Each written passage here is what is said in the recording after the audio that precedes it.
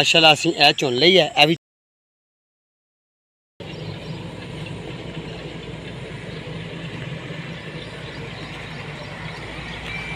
औज़ु बिल्लाहि मिनश शैतानिर रजीम बिस्मिल्लाहिर रहमानिर रहीम। अस्सलामु अलैकुम रहमतुल्लाहि व बरकातुहू।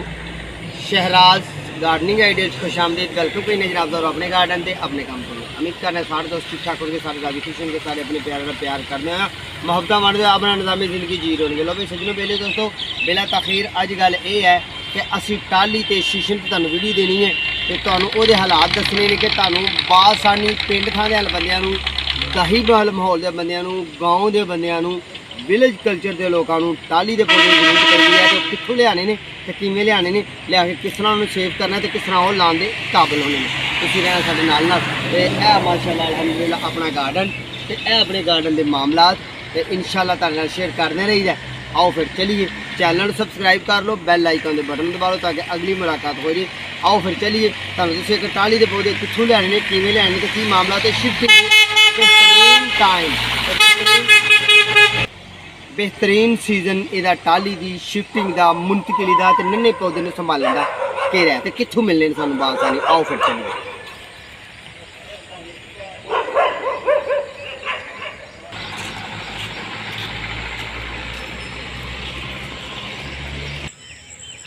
बिस्मिल्लाहिर्रहमानिर्रहीम। तुहाडे खेत जिथे किते बिल्कुल करीब तो टाली लगी है तो टाली तुसीं सावन के दिनों अखेर लैनी है, इस तरह पुट लैनी है पनीरी तो यदी शिफ्टिंग करनी है। ठीक है जी। यदी निशानी की है कि किस तरह टाली लभेगी तुहानू खेत चों, यदी थोड़ी जी ए वाली पहचान है। यह भी पौधा साढ़े कोल है, यह भी कोल है, यह बीज तो उगदा है। ठीक है जी। तो बासानी तो सौखा तो सहल काम है।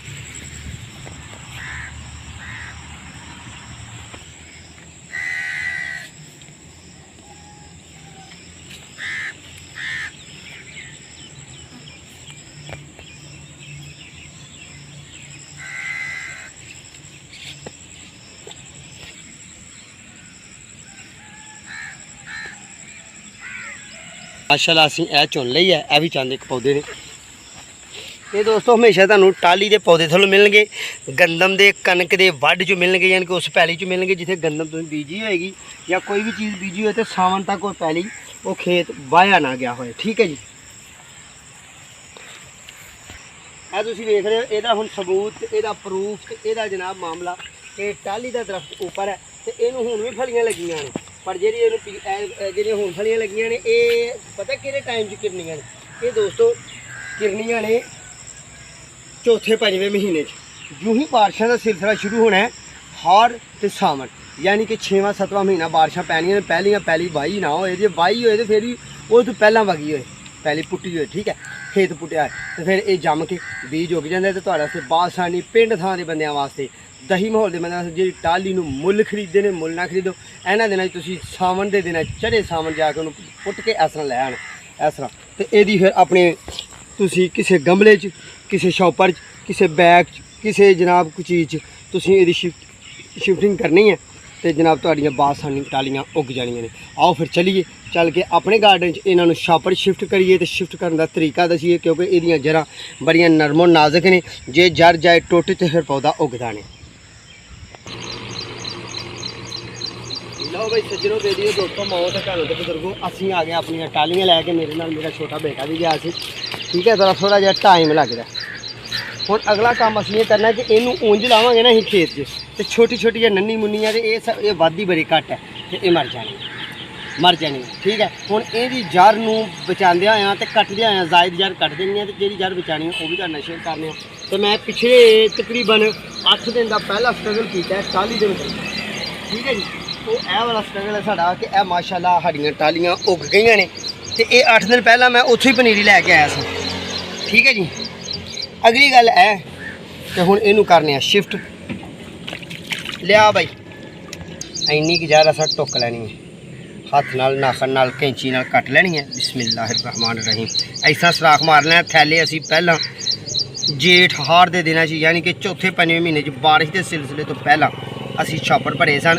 ਹੋਰ ਵੀ ਇੱਕ ਹੱਲ ਹੈ, ਅਸੀਂ ਨਰਸਰੀਮੈਨ ਕਰ ਰਹੇ ਜਿਵੇਂ ਇਹ ਜੜ ਲੰਬੀ ਹੈ, ਇਹਦੀ ਜੜ ਦੇ ਆਖਰ ਤੇ ਥੋੜਾ ਜਿਹਾ ਅਸਾਂ ਕਰਕੇ ਦਬਾ ਦੇਣਾ।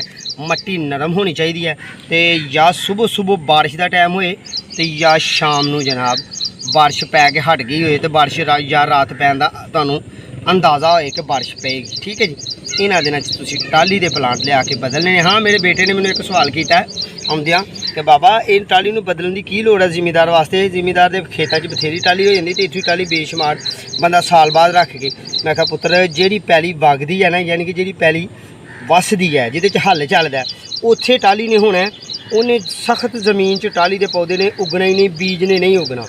तो फिर अगले साल जिमीदार ने अपनी फसल वास्ते इनू ज़ाया कर देना, यानी कि उन्हें फसल बीजनी, उन्होंने निके निके टालियां नज़र नहीं आउणियां।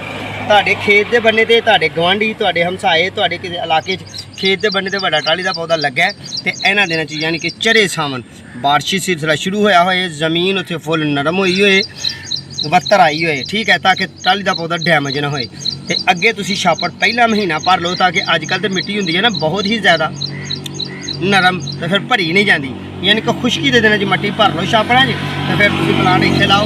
ये प्लांट तुहाडे दोस्तों तैयार हो जाएंगे तो तुसीं ये साल के किसी भी वक्त फरवरी च, मार्च, अप्रैल च, मई, जून, जुलाई, पो, माघ जिन्हें दिनों च पतझड़ होंदा उन्होंने दिनों च भी इन्हां पौधे तुसीं जदों चाहो यानी कि फुट का, 1.5 फुट का, 2 फुट का, 2.5 फुट का हो जाए तो फिर तुसीं शिफ्ट कर सकते हो। लो फिर पिछले दिनों के तैयार किए हुए प्लांट तुहानूं 4-5 विखाइए तो वीडियो का आखिर। लो भाई व्यूअर्स, यह साढ़े पिछले साल के तैयार किए टाली के प्लांट ने, इस तरह असीं तैयार कर रहे हैं। ठीक, ये दोस्तों तुहाडे दिल च सवाल आया होना है कि ये एडी वड्डी हुई है साल दे विच।